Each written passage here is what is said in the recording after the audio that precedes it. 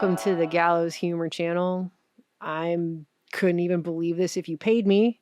I mean, what else do we have to work with? It's really clear that there's an agenda. I mean, especially if you watched our last video on the World Economic Forum, or really any of the videos we've put up for the last decade. And the only way they're going to get that agenda accomplished is to have one catastrophe after another just piled on again and again and again and again until they can problem, reaction, solution justify themselves getting there. Or even the appearance of catastrophe after catastrophe. Because it's really all about fear. It boils down to keeping people anxious and fearful to do anything. I mean, you know what these last couple of years have been like. And basically, this has prevented almost any problems from being solved in the past several decades. Problems like not letting a huge concentration of power, energy, and money fall into the centralized government and to big tech and to big agri, big pharma, big corporations, Wall Street, et cetera, et cetera. Really, we've, as a society, been scoring incredibly low on that scale and really haven't slowed hardly any of that down. And one of the factors leading to that is that we have been perpetually distracted by fear after fear, crisis after crisis.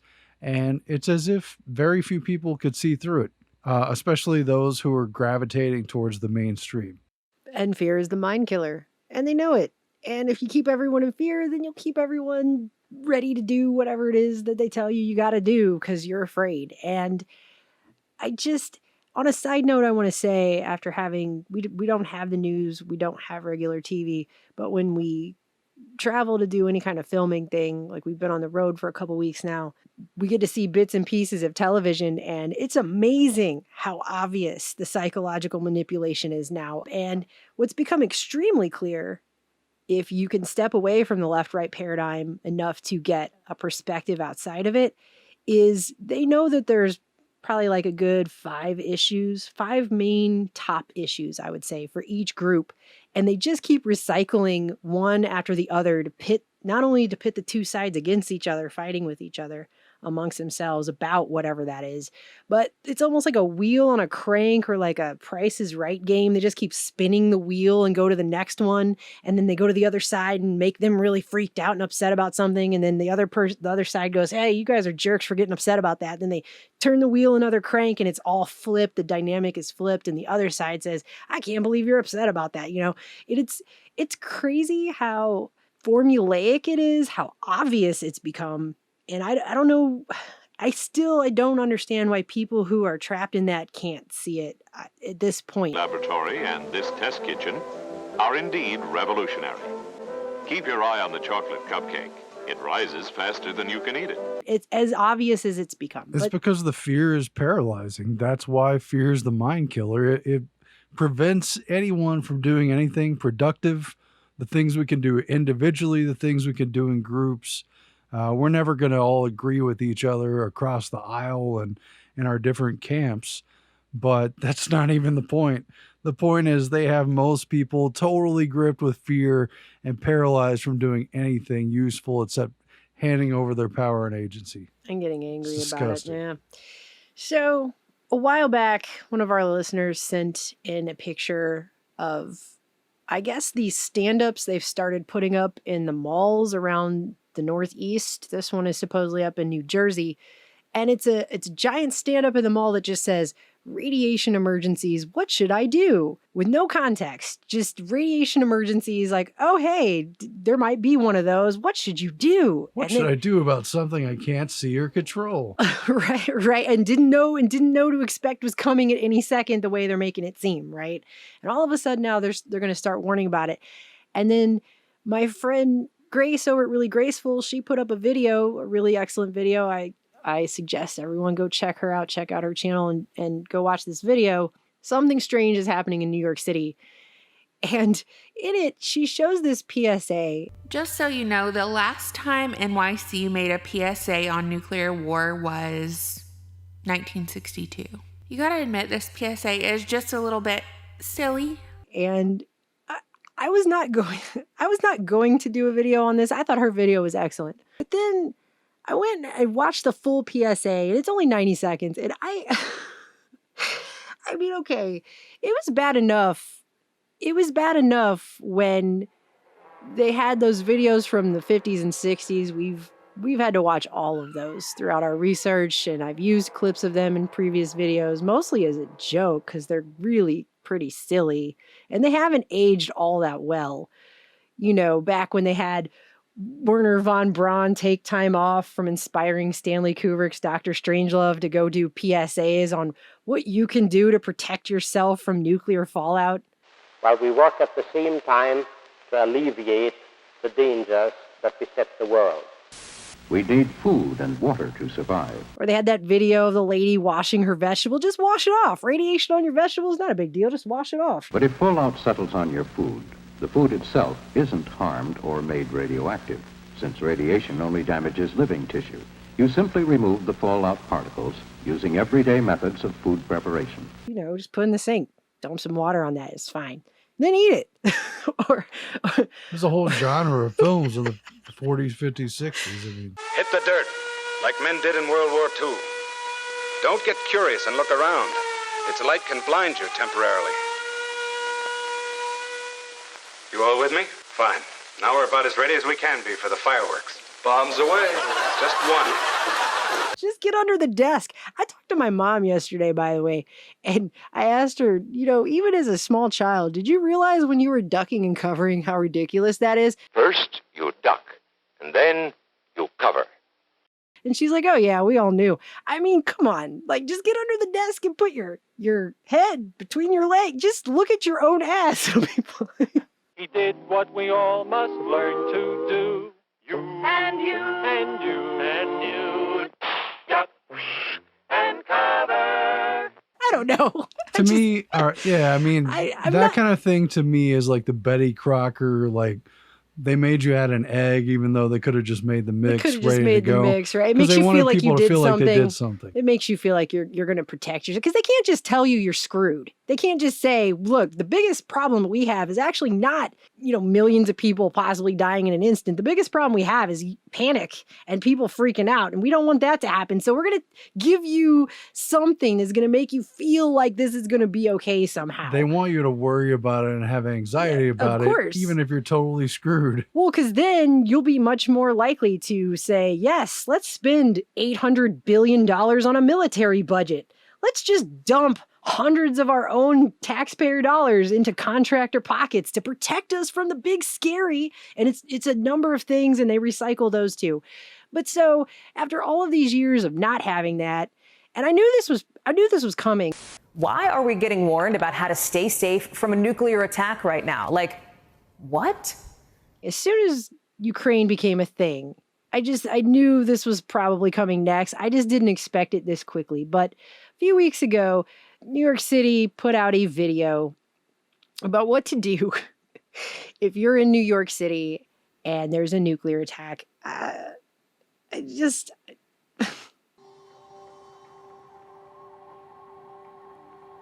Oh, it's an AI-generated New York City.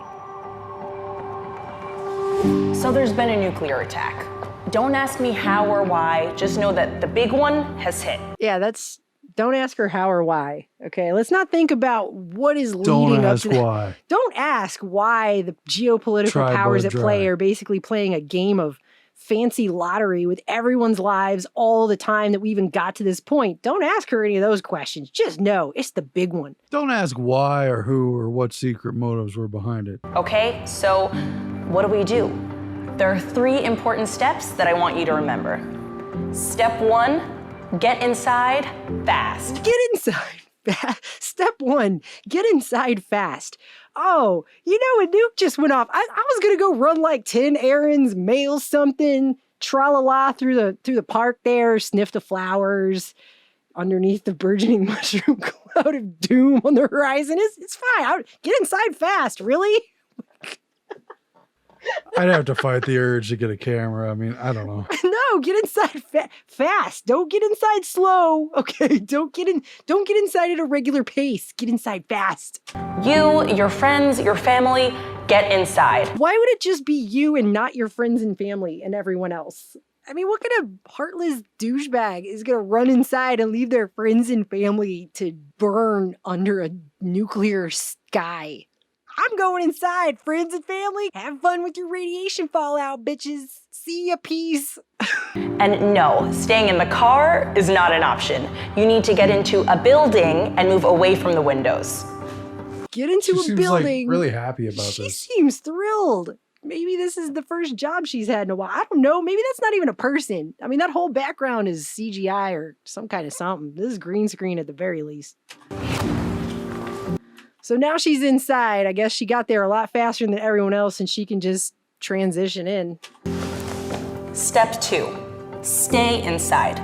Shut all doors and windows. Step 2, stay inside and shut all the doors and windows. She just told you to get away from the windows. Now she's telling you to go back to the windows to shut them.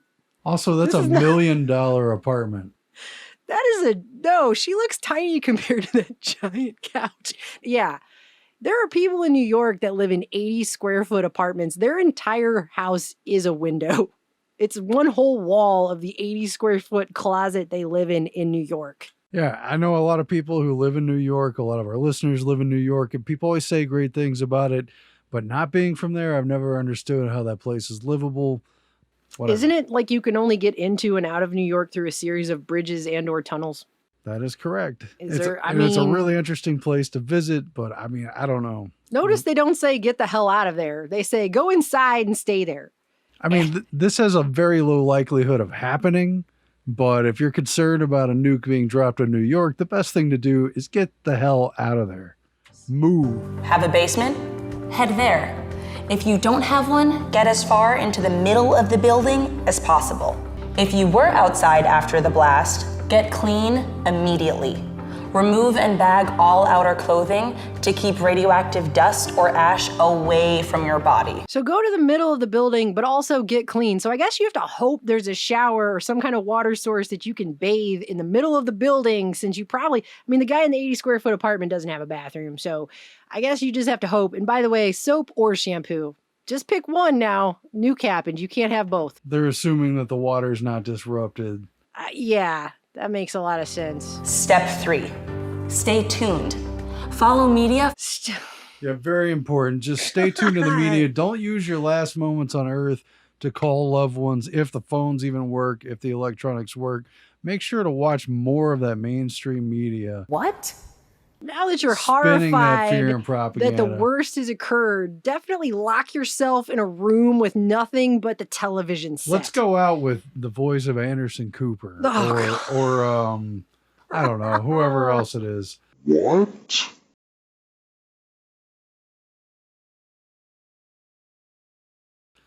I'm sure they're going to help you because they love you so much. Media for more information. Don't forget to sign up for Notify NYC for official alerts and updates. Wait, Yeah, wireless that'll be emergency real alert. helpful. How's a wireless emergency alert going to work after a nuclear attack that's probably disrupted communications due to an EMP? Because isn't that what happens when a nuke goes off? That's what they say. And don't go outside until officials say it's safe. Don't go outside until officials say it's safe, because we all know we can. This is nobody who trusts these people, but you're supposed to trust them in this situation. Notice it doesn't say anything else, like how to Get prepare inside, for this at stay all. inside, stay tuned, stay put. These are instructions for a dog. This is what they think of the population. I just want you guys to see, this is what they're telling New Yorkers, New York City, people who live in New York City to do today. In 2022, this is the advice, which I'm sure they thought this would be really cute if they could have just 3 quick steps and make most of them sound almost exactly the same, since the top 2 have the same word and the bottom 2 have the same word. Everyone will just remember this mantra. Maybe they can just plaster it up everywhere and put it all over the TV, and then people will just automatically do it, basically like a dog. But I just want to show you a clip of something they put out in 1946. So This is the difference between how they're treating people today and what they used to tell people in 1946 about what would happen if a nuke hit New York City. A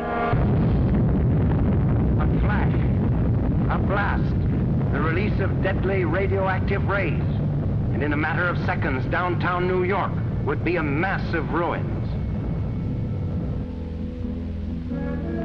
Throughout the entire lower end of Manhattan, most people would be dead. All buildings from Washington Square to the Battery would be destroyed. So clearly something has occurred because they used to treat the public like adults and just be a lot more honest with them and straightforward about what is going on.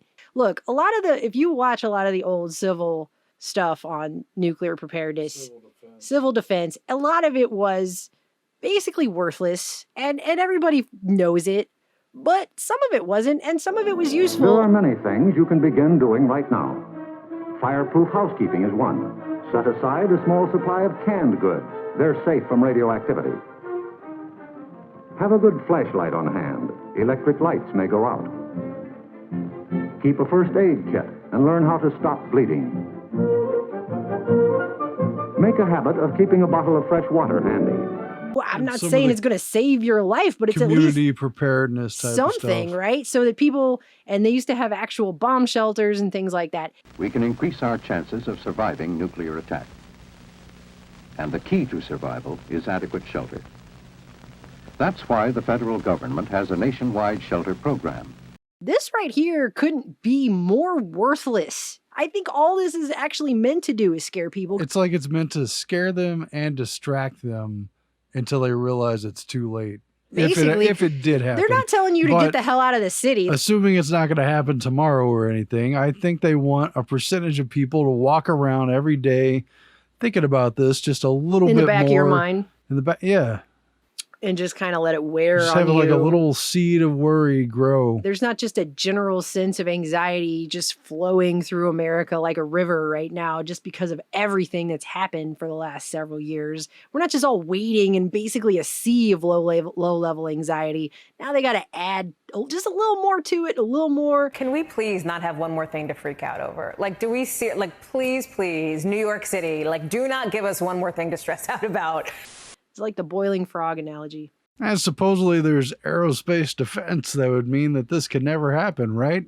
Isn't that why we're supposedly spending $800 billion, whatever kind of crazy hundreds of billions of dollars, supposedly, so that this could never happen, and NORAD, and all the same question, satellites 9/11, and all that stuff. Same question for anything that is allowed to happen. But if it did happen, Manhattan would be a particularly unsurvivable place because you can't get out except across those bridges, and they're not going to let anyone out. And they're obviously not going to tell anyone either, even if you're they not have. on the list for helicopters, you ain't getting out. Or if you know where the tunnels are. And obviously, they don't plan on informing people, even if they have actionable intelligence. Likewise, they're not going to let people know, hey, this is about to happen, because they know that people will clog the streets and panic and freak out. And panic and freaking out is actually the biggest thing that they're concerned about. I came across a propaganda film the other day that pretty much sums up how the government and the so-called authorities and the people in charge and the powers that be really feel about us. And it's from the atomic age and the hype of nuclear warfare. We can be attacked in spite of our excellent defenses.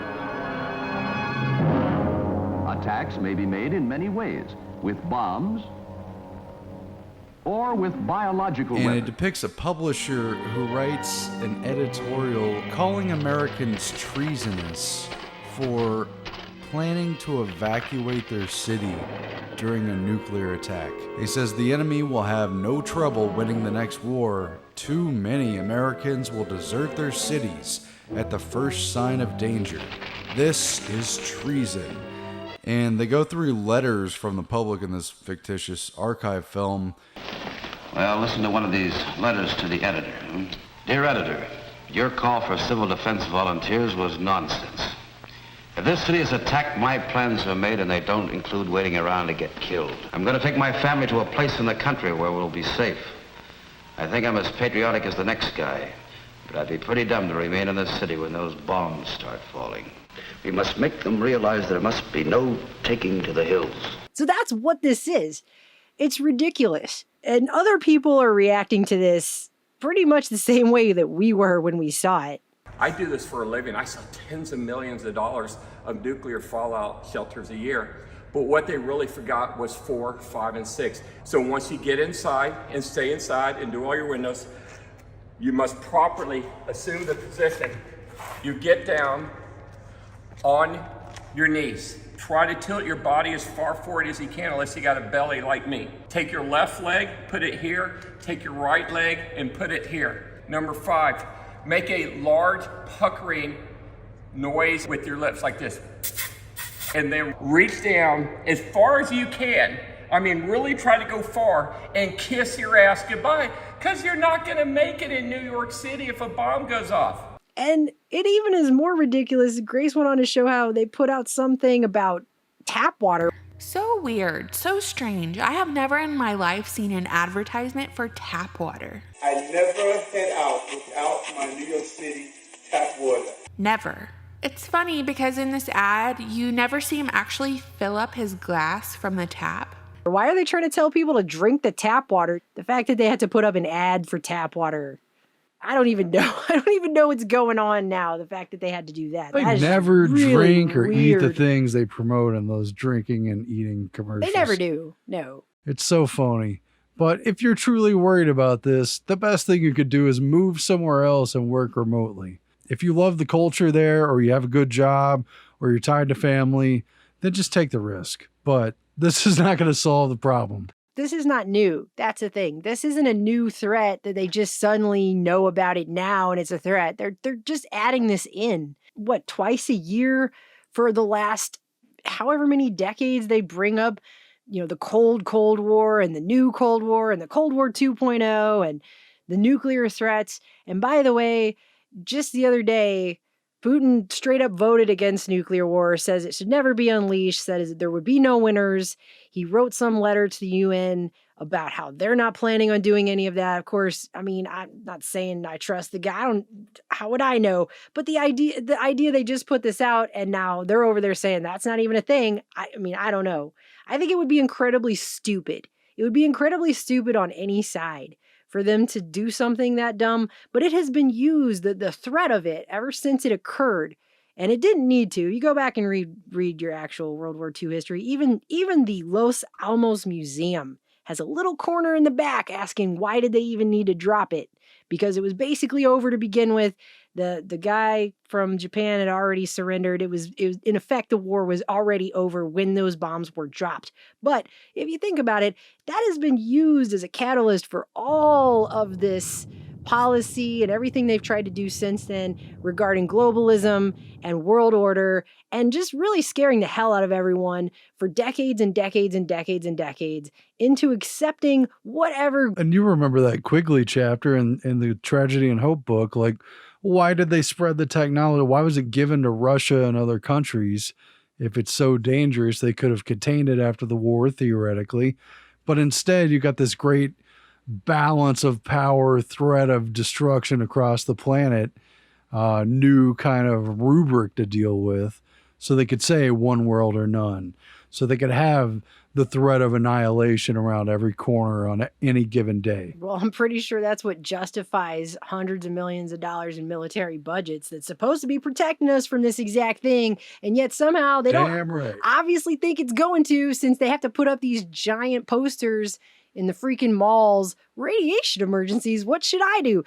Your life is fraught with danger every single day. There are so many things that could happen to you on a daily basis. It's just true. You cannot live in fear of every single thing they tell you when they tell you to be afraid of it. You should live in a germ-free bubble and walk around the world in a bubble. I just don't see how this is supposed to make anyone feel better at all. All this is supposed to do is make people feel freaked out. And I don't even know. I'm pretty sure if you saw a nuke go off and then locked yourself in your house and just glued yourself to the TV, how many people would go just batshit insane at that point? That would be the real emergency. Like, what?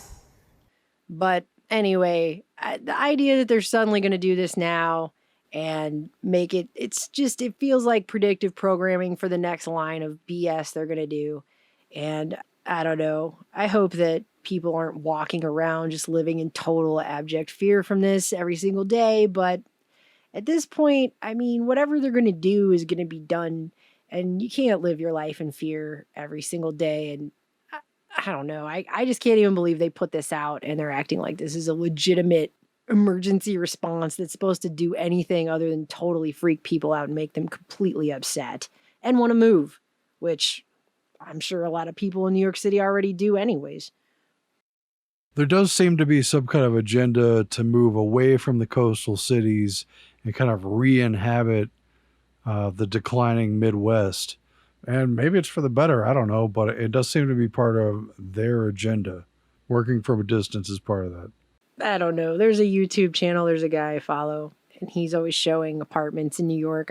It's just one of those random things I flip on sometimes. The bed is a shower, and the shower is the You apartment. sleep in a hammock over your desk because you don't have room for a bed, which is just whatever you can shove up next to a wall that's basically one window. You don't have a bathroom. It's like a capsule. You live in a capsule. If you live in an apartment house, rules for taking shelter will be posted in your building. Basically a jail cell. In fact, there are jail cells that look larger and have more amenities because you actually have a toilet in a jail cell. So I don't know. I don't know what they expect people to do, but... Concrete, steel, and heavy construction materials provide good shielding from fallout radiation. And so would 2 feet of earth. And the greater the weight of the material between us and the fallout, the safer we would be. Taking a house as an example, it offers a small amount of mass and distance from radiation, but not enough protection in an area of heavy fallout. The fallout shelter is the best defense. I think they're really overselling the lifestyle of New York City anymore at this point in 2022. And yeah, I don't know how to end this video. I can't believe that this is the level. It gets more like Idiocracy every single day. If the nearest shelter is more than a couple of steps away, fall to the ground immediately. Flying glass and debris are immediate dangers, so stay where you are until you're sure it's safe to move. Get inside fast. The U.S. as a whole really isn't prepared. The U.S. and its citizens is not prepared for any type of nuclear disaster and its aftermath. Like, what? Well, they're spreading fear and they're getting people to thrive on a metabolism of fear. And then these spokespersons are just like, you got it. Just stay inside. Just get inside and stay inside. It'll do nothing. It means nothing. But just do it. You got it. It's all good. All right. You've got this. Whatever. Total confidence. Even with the worst nuclear attack imaginable, it is still possible that a very large portion of our population could survive if the proper steps are taken now. I mean, don't play. If it ever happens, it'll be the cataclysm of cataclysms. If it never happens, then all of this energy is just going to be panic and fear. This isn't true preparation. This isn't getting supplies and making a plan or figuring out how to get off of that cursed island. And hey, all that panic and fear could be whipped up and aimed at something else like the death ray they use it for. Oh, they'll cycle around to whatever's next after this. That'll just be on the back burner. When do the aliens happen? Whenever they feel like it. The Zeroids are here. From the planet Zero, the Zeroids. I'm just here for the funsies of the fake alien invasion. They're going to green screen the aliens onto the guy from Strangelove who rides the bomb down. And then